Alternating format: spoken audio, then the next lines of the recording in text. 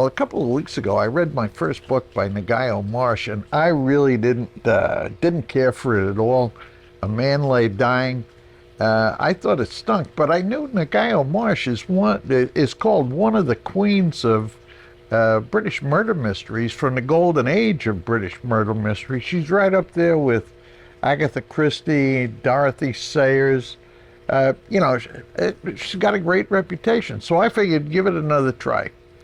So what I did was I picked this book, which is number 8 in the Roderick Alleyn series. Now, Roderick Alleyn is, and I forget his rank, but he's some high up guy in Scotland Yard.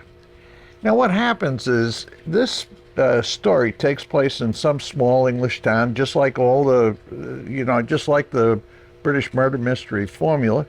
There's a handful of suspects, again, according to the formula. Very clever crime, difficult to figure out, and it ends up the way all of these things do, with the big reveal. He's got all the suspects together in a big room. Actually, it's on a stage, and he reveals who the murderer is.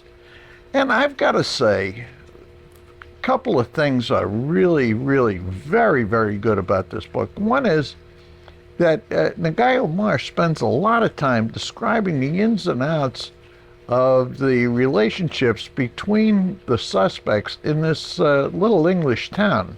I think it's called Pencuckoo, something like that. And as a matter of fact, I think she spends practically the whole first third of the book with it.